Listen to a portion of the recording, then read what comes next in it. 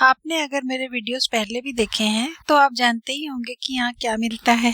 Healthy food होगा, nutrition से भरा हुआ होगा, बैलेंस डाइट, सुपर फूड, और क्या नहीं मिलता है ये भी आप जानते ही होंगे। लाल मिर्चों की भरमार, मसाले, कढ़ाई भर भर के तेल में डीप फ्राई किया हुआ फूड, ये सब तो सिंसेरा किचन में रेयरली ही दिखाई देता है। लेकिन मुझे भी कभी कभी तीखा, चटपटा और हैवी फूड खाने का मन होता है। फिर भी आदत से मजबूर बहुत ज्यादा दूर नहीं जा पाई हूँ। बहुत हिम्मत की तो अमृतसरी आलू कुलचे बनाए, लेकिन इसको भी बहुत ही हेल्दी तरीके से बनाया है। साथ में मसाले वाली मटर भी बनाई थी, लेकिन फिर भी मेरे घर में लोगों ने कहा कि 3-3, 4-4 कुलचे खा लिए, हैवी तो फील ही नहीं हुआ। चलिए आप भी रेसिपी देख लीजिए। मैंने यहाँ पर मैदा तो लिया ही नहीं है, वही रोज की रोटियों वाला गेहूं का आटा है। इसमें बीच में थोड़ी सी जगह बनाकर दही डालिए और इसी दही में थोड़ी सी चीनी, थोड़ा नमक, थोड़ा सा 1 चुटकी बराबर मीठा सोडा, और कुलचों को नरम मुलायम बनाने के लिए इसी दही में ही थोड़ा देशी घी मिला दीजिए। आप मार्केट से जो कुलचे लाते हैं वो टेस्टी तो बहुत होते हैं, लेकिन उनमें सोडा काफी ज्यादा डाला जाता है और घी की जगह वो पता नहीं कौन सा पाम ऑयल वगैरह यूज करते होंगे, क्या ही पता।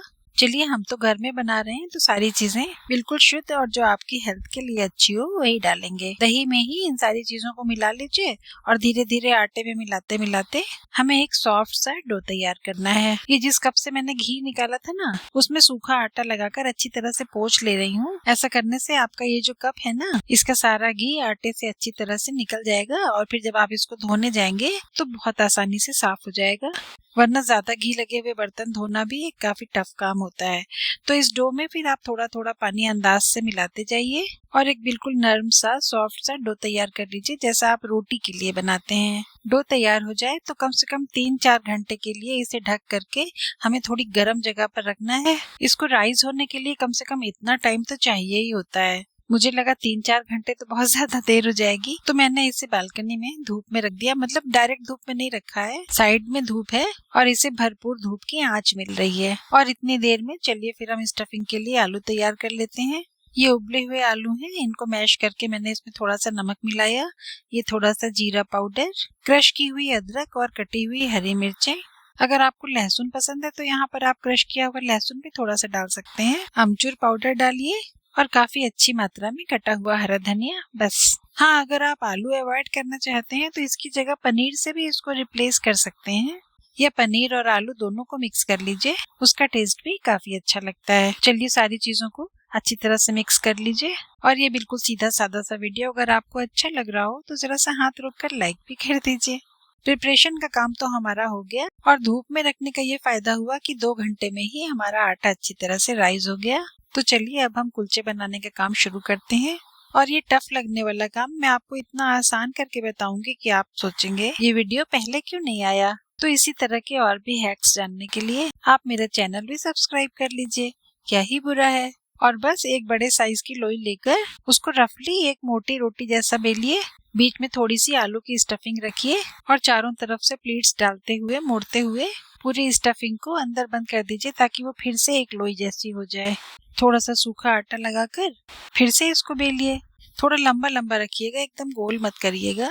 अच्छा, मुझे इसका रीजन बिल्कुल समझ में नहीं आता है कि कुलचों को लंबा क्यों रखा जाता है, गोल क्यों नहीं करते। अगर आपको ये राज की बात पता हो तो मुझे कमेंट करके बताइएगा और लोगों की जानकारी भी थोड़ी बढ़ जाएगी। एनीवे, तो आप कुलचों को थोड़ा सा लंबा करके बेल लीजिए। ये मोटे मोटे ही बेले जाएंगे, पतला मत करिएगा, क्योंकि एक तो इनके अंदर स्टफिंग भरी हुई है और ये जो आटा है ना, इसमें दही और मोयन सब मिला हुआ है, अच्छी तरह राइज हुआ है। देखिए इतनी मोटाई रखिएगा, ठीक है ना।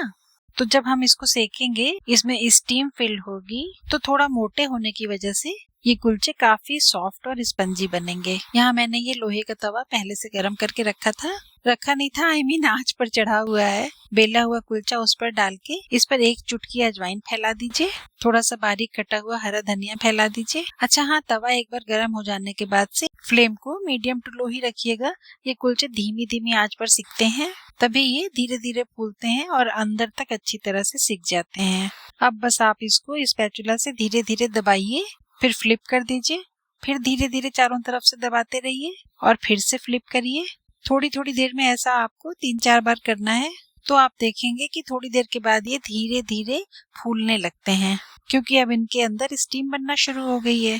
स्पैचुला बहुत हल्के हाथ से चलाइएगा, इसमें छेद ना होने पाए, वरना फिर स्टीम छेद से निकलने लगेगी और चारों तरफ सर्कुलेट नहीं हो पाएगी, तो जिस कॉर्नर पर स्टीम नहीं पहुंचेगी वहां पर से कुलचा कच्चा रह जाएगा।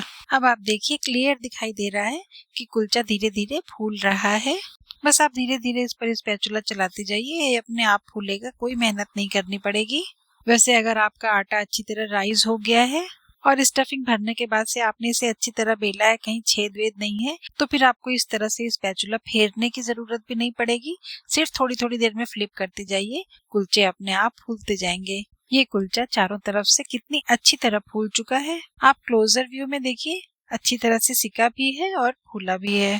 अच्छा, रोटी पराठा हो या कुलचे हो, नान हो, इनके फूलने पर हम ज्यादा फोकस इसलिए करते हैं क्योंकि अंदर स्टीम बनकर जब चारों तरफ सर्कुलेट हो जाती है तो आटा कहीं से भी कच्चा नहीं रहने पाता है। तो बस हमारे कुलचे सारे तैयार हो गए, और जितनी देर में कुलचों का आटा राइज हुआ था उतनी देर में मैंने मटर भी तैयार कर ली थी, रायता बना लिया, सैलेड बना लिया, और आज की हमारी अमृतसरी आलू कुलचों की थाली सर्व करने के लिए बिल्कुल तैयार है। कितनी आसान सी रेसिपी है, आप भी जरूर से ट्राई करिए और अपना फीडबैक अगर मेरे साथ शेयर करेंगे तो मुझे बहुत अच्छा लगेगा। मैं तब तक कुछ और बनाने की तैयारी करती हूँ, फिर मिलेंगे, बाय, टेक केयर।